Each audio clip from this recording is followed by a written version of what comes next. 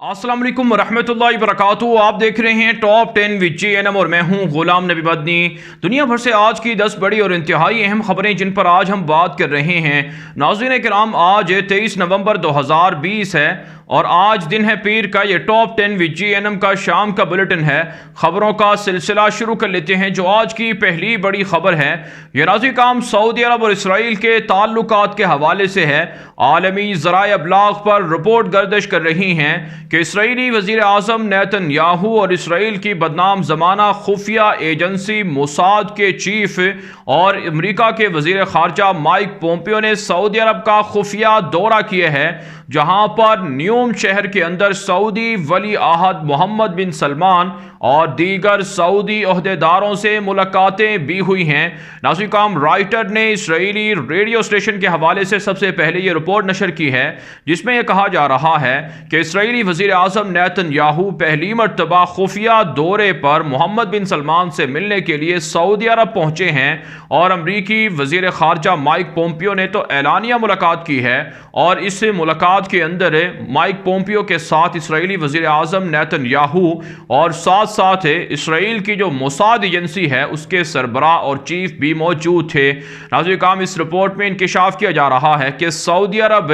अब जल्द इसराइल को तस्लीम करने जा रहा है। नेतन्याहू के साथ तमाम मामला तय पा गए हैं और इन मामलात के अंदर नेतन्याहू ने सऊदी अरब की तमाम शराइत को भी तस्लीम किया है और सऊदी अरब ने भी इसराइल की शराइत को तस्लीम किया है। जिस तरह से UAE और बहरीन ने इसराइल को तस्लीम किया है, सूडान ने इसराइल को तस्लीम किया है, इसी तरह से अब सऊदी अरब भी इसराइल को तस्लीम कर रहा है। फ़िज़ाई हुदूद दोनों मुल्कों ने एक दूसरे के लिए खोल दी हैं और सियाहती शहर जो न्यूम बसाया जा रहा है उसकी सरहदों को भी इसराइल तक वसी किया जाएगा और वहाँ पर सऊदी अरब के कवानीन लागू नहीं होंगे। ओपन शहर होगा, आज़ाद शहर होगा, जहाँ पर फहाशी उरियानी सब कुछ जायज़ होगा। ये नाज़रीन काम, इस प्रोजेक्ट के अंदर इसराइली यहूदी कंपनियाँ भी शामिल हो रही हैं और इस मुलाकात के हवाले से अब तक की जो मालूमात सामने आ रही हैं कि सऊदी अरब और इसराइल दोनों मिलकर बाहमी तौर पर सरमायाकारी भी करेंगे। जबकि नाज़रीन काम, फ़लस्तीन की जानिब से और दुनिया भर के मुसलमानों की जानिब से शदीद गम व गुस्से का इजहार किया जा रहा है और अरबों की बर्बादी खुद अरबों ने शुरू कर दी है। इस हवाले से सोशल मीडिया पर, इंटरनेट पर बहस भी जारी है। आगे बढ़े नाज़रीन काम, जो आज की दूसरी बड़ी खबर है यह अफगानिस्तान के मामलात के हवाले से है। नाज़रीन काम, अफगानिस्तान के अंदर NDS जो खुफिया एजेंसी है काबुल हुकूमत की, उसके चीफ अहमद ज़िया सिराज ने दावा किया है कि अफगान तालिबान पाकिस्तान के मुख्तलिफ शहरों के अंदर रोपोश हैं, कराची के अंदर, क्वेटा के अंदर और इसी तरह से दीगर शहरों में बैठ कर अफगानिस्तान पर हमले कर रहे हैं और पाकिस्तान अफगानिस्तान के तालिबान के लिए एक जन्नत है जहां पर वो महफूज ठिकानों में मौजूद रहते हैं। इससे पहले भी नाज़रीन काम NDS की जानिब से कठपुतली काबुल हुकूमत की जानिब से पाकिस्तान पर इल्ज़ामात लगाए जाते रहे हैं और अब भी नाज़रीन काम NDS के चीफ की जानिब से ये घिनौनी इल्ज़ाम लगाया गया है कि पाकिस्तान के अंदर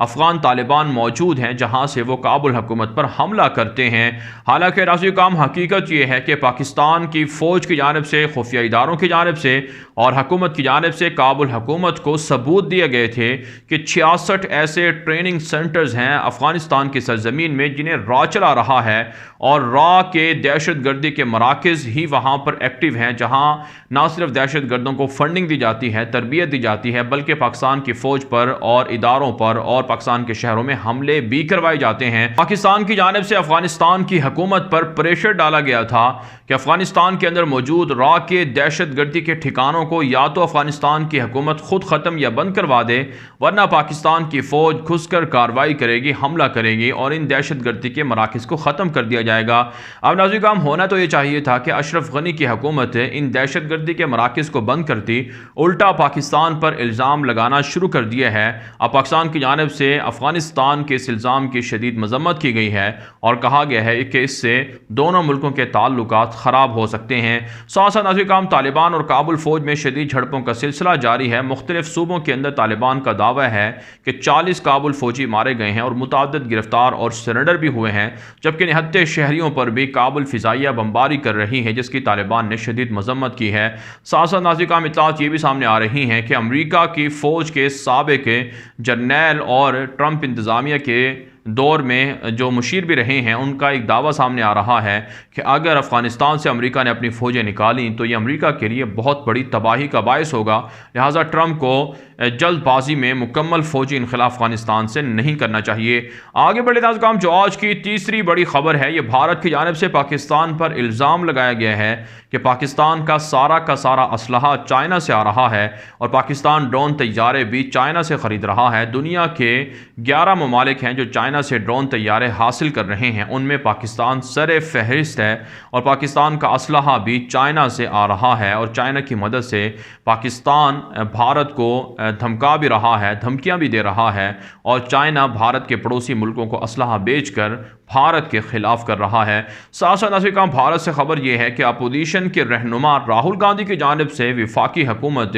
مودی کی حکومت کو تنقید کا نشانہ بنایا گیا ہے کہ مودی کی جانب سے چائنا کے سامنے سرنڈر کر لیا گیا ہے اور چائنا بھارتی علاقوں لداخ کے اندر قبضہ کر رہا ہے، بھارتی فوجیوں کو پسپائی اختیار کرنے پر مجبور کر رہا ہے اور سیکرٹ مائکرو ویو جو ویپنز ہیں ان کو استعمال کر کے بھارتی فوجیوں کو پریشان کر رہا ہے۔ لیکن مودی حکومت اس حوالے سے قوم کو جھوٹ بول رہی ہے، حقائق نہیں بتا رہی ہے۔ آگے بڑھے ناظرین کرام، جو آج کی چوتھی بڑی خبر ہے، یہ ناظرین کرام ترکی کے صدر رجب طیب اردگان کے حوالے سے اوباما نے اپنی نئی کتاب میں انکشاف کیا ہے کہ ترک صدر رجب طیب اردگان دنیا بھر کے اندر مسلمانوں کی حمایت میں پیش رہتے ہیں اور اسلامو فوبیا کے حوالے سے جو ترکی کے صدر رجب طیب اردگان کے اقدامات ہیں وہ پرانے دور کو زندہ کر رہے ہیں اور طیب اردگان خلافت کو بحال کر رہے ہیں۔ اوباما نے اپنی کتاب میں لکھا ہے کہ ڈنمارک کے وزیر اعظم کو ترکی کی جانب سے کہا گیا تھا کہ گستاخانہ خاکوں کو رکوایا جائے، جب خاکے نہ رکوائے گئے تو ڈنمارک کے وزیر اعظم کو اردگان نے سزا کے طور پر نیٹو کا جنرل سیکرٹری بننے سے روکنے کی مہم چلائی تھی اور طیب اردگان دنیا بھر کے اندر مسلمانوں کی حمایت کر کے اسلام کو اور مسلمانوں کو غلبہ دلانا چاہتے ہیں، اس لیے ان کا دور طیب اردگان کے ساتھ کا جو 8 سالہ دور تھا وہ مشکل ترین دور رہا ہے اور اردگان کے جو اسلام پسندی کے جو معاملات ہیں، واقعات ہیں، ان کو تاریکی سے اوباما نے تعبیر کیے ہے۔ ساتھ ساتھ ناظرین کرام، کنگ عبداللہ جو سعودی عرب کے سابق بادشاہ رہے، ان کی بھی تنقید کی ہے اور کہا ہے کہ کنگ عبداللہ کو جب انہوں نے کہا کہ اسرائیل کو تسلیم کیا جائے، امریکہ کی یہ خواہش ہے، تو اس پر کنگ عبداللہ نے کوئی مثبت جواب نہیں دیا تھا۔ لیکن آج ناظرین کرام سعودی عرب اسرائیل کو اعلانیہ طور پر تسلیم کر رہا ہے، جو ایک طرح سے جو بائیڈن کی حکومت جو اسرائیل کے حق میں کام کرے گی اس کے لیے بھی ایک بڑی خوشخبری ہے۔ آگے بڑھے ناظرین کرام، جو آج کی 5ویں بڑی خبر ہے یہ ایران، عراق اور شام سے ہے۔ ناظرین کرام، تازہ اطلاع سامنے آ رہی ہیں کہ جنرل قاسم سلیمانی کے جو جانشین ہیں اسماعیل قانی، جو قدس فورس کے سربراہ بھی ہیں، جو قدس فورس ایران کی جانب سے بیرونی محاذوں پر کام کرتی ہے، اسماعیل قانی کی ملاقات ہوئی ہے عراقی وزیر اعظم مصطفیٰ کاظمی سے اور عراق کے اندر امریکی افواج کے انخلا کے بعد بھی قدس فورس کو اور ایران کی مسلح تنظیموں کو عراق میں رکھنے پر اتفاق ہوا ہے۔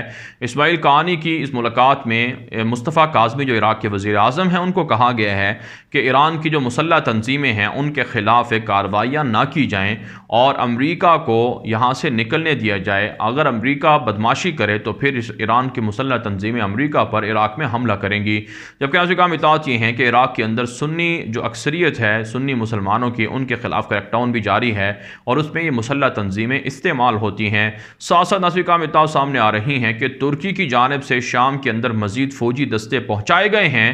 اور اس کے علاوہ اطلاعات یہ بھی ہیں کہ ترکی ڈرون حملے کر کے کرد باغیوں کے خلاف، داعش کے کارندوں کے خلاف بڑا آپریشن بھی کر رہا ہے اور شام کے اندر مہاجرین کی واپسی کے لیے ترکی کے اقدامات کا سلسلہ بھی جاری ہے۔ آگے بڑھے ناظرین کرام، جو آج کی 6ٹھی بڑی خبر ہے یہ آذربائیجان، آرمینیا اور فرانس سے ہے۔ ناظرین کرام تازہ اطلاعات سامنے آ رہی ہیں کہ 28 سال کے بعد کاراباخ میں مقبوضہ علاقے آذربائیجان نے آزاد کروائے ہیں۔ آذربائیجان کے وہ شہری جن سے یہ زمینیں چھینی گئی تھیں ان کو ان کے گھر اور زمینیں واپس کر دی گئی ہیں، یہاں تک کہ آذربائیجان کے شہریوں کے پاس اپنی زمینوں کے کاغذات اور دستاویزات بھی ہیں جو 28 سال پرانی ہیں اور ان میں واضح طور پر دیکھا جا سکتا ہے کہ یہ زمینیں مقبوضہ تھیں جن پر آرمینیا کے عیسائیوں نے قبضہ کیا تھا۔ آذربائیجان کی جانب سے نہ صرف یہ زمینیں ان شہریوں کو واپس کی جا رہی ہیں جن سے چھینی گئی تھیں، بلکہ قراباغ کے جو مقبوضہ علاقے تھے وہاں پر تعمیرات نو بھی شروع کر دی گئی ہے اور ترقیاتی کام بھی کیے جا رہے ہیں۔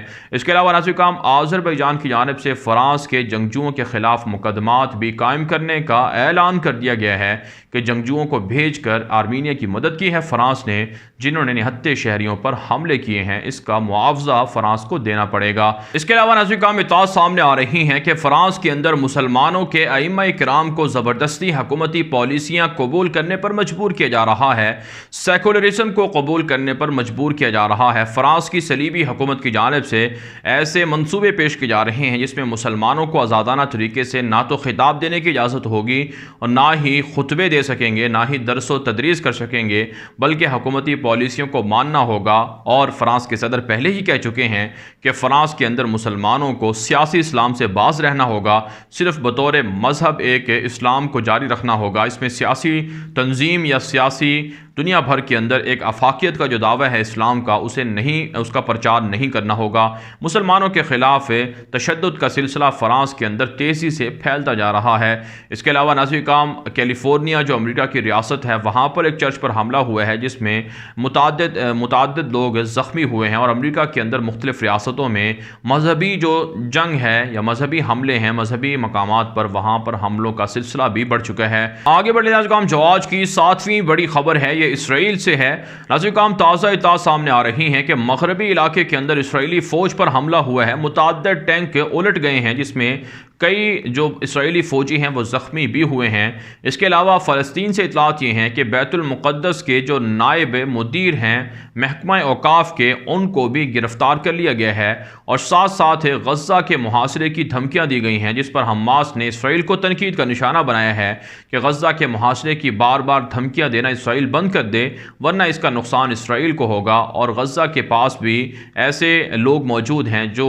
اسرائیل کو فضائی حملوں کا بھرپور جواب دیں گے۔ اس کے علاوہ ناظرین کرام، بینی گینٹس جو اسرائیل کے وزیر دفاع بھی ہیں اور بلو اینڈ وائٹ پارٹی کے سربراہ ہیں اور نیتن یاہو کے ساتھ مخلوط حکومت میں شریک بھی ہیں، ان کی جانب سے نیتن یاہو کے خلاف جو کرپشن کے کیسز ہیں اس پر کمیشن بنا دیا گیا ہے، اور باہری جہازوں کا کیس ہے جس کے اندر نیتن یاہو نے کرپشن بھی کی تھی، بدیانتی بھی ہوئی تھی، اور نیتن یاہو کے خلاف مظاہرین کا مطالبہ بھی یہی تھا کہ اس سکینڈل کی تحقیقات کی جائیں۔ اس کے لیے بینی گینٹس نے کمیشن بنا دیا ہے جس سے نیتن یاہو کی حکومت خطرے میں پڑ چکی ہے۔ آگے بڑھے ناظرین کرام، جو آج کی 8ویں بڑی خبر ہے یہ ایران اور امریکہ کے تعلقات اور امریکہ کے احوال کے حوالے سے ہے۔ ناظرین کرام، تازہ اطلاعات سامنے آ رہی ہیں کہ ایرانی صدر حسن روحانی کی جانب سے امریکہ کے صدر جو بائیڈن جو آنے والے صدر ہیں ان کو مبارکباد دی گئی ہے، اور ایران نے اس بارے میں عزم ظاہر کیا ہے کہ امریکہ کے جتنے بھی جرائم ہیں اس کے باوجود مذاکرات کے ذریعے سے امریکہ کے ساتھ ایران تعلقات بہتر کرنا چاہتا ہے۔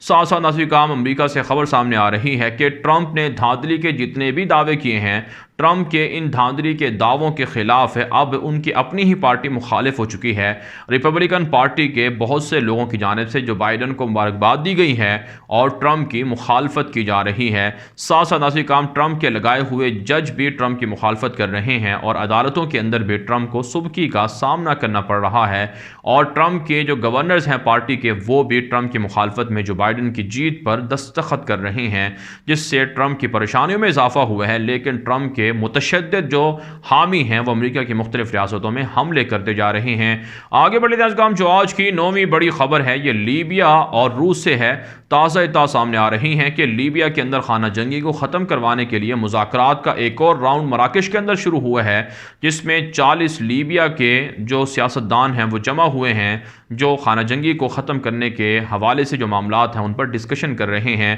دوسری جانب اطلاعات یہ بھی ہیں کہ روس